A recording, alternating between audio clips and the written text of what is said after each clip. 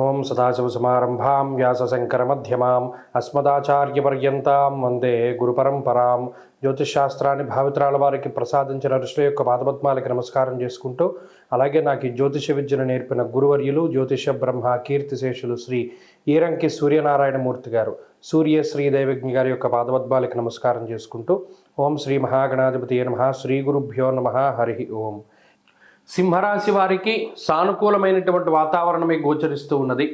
షష్ఠ స్థానమందు రవికుజులు, లాభస్థానమందు గురుడు, అలాగే చంద్రుడి యొక్క స్థితిగతులు అనుకూలించడం వల్ల ఈ రాశి వారికి ఈ వారంలో ఏ విధమైనటువంటి ఇబ్బంది కూడా కలగదు. ప్రత్యేకించి సప్తమ స్థానమందు బుధ, శుక్ర, రాహు గ్రహాల యొక్క యుతి ఉన్నప్పటికీ కూడా ఇక్కడ రవి బలం ప్రధానంగా షష్ఠేర్వౌ సుసౌఖ్యాదిన్ ఎత్ర కార్యార్థ సాధనం అన్నది శాస్త్రం.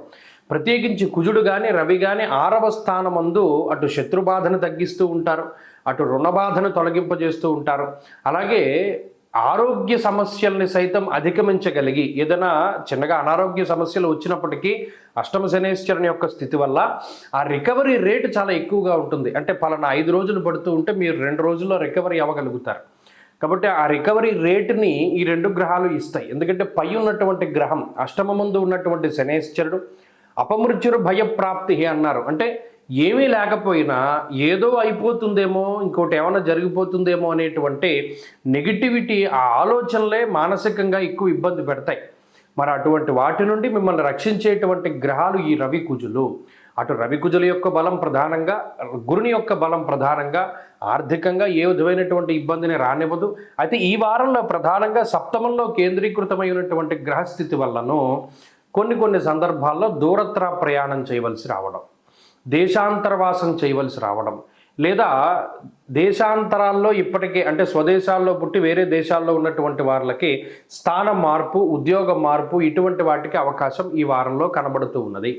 అంతేగాక దూర విద్య ఎవరైతే అంటే డిస్టెన్స్ ఎడ్యుకేషన్ చదువుతూ ఉన్నటువంటి వాళ్ళు, లేదా లాంగ్ టర్మ్ కోచింగ్లు తీసుకునేటువంటి వాళ్ళు, వీరిపైన ఈ గ్రహస్థితి ప్రభావాన్ని చూపెడుతుంది.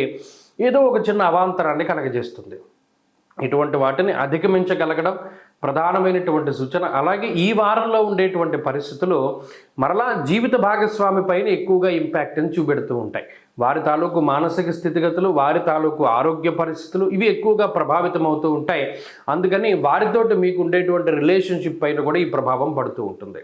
అలాగే ఎక్కువగా భాగస్వామ్య వ్యాపారాలు చేసేటువంటి వారికి ఈ గ్రహస్థితి కొంత ఇబ్బందిని కలిగిస్తూ ఉంటుంది. వారు జాగ్రత్తగా ఉండాలి.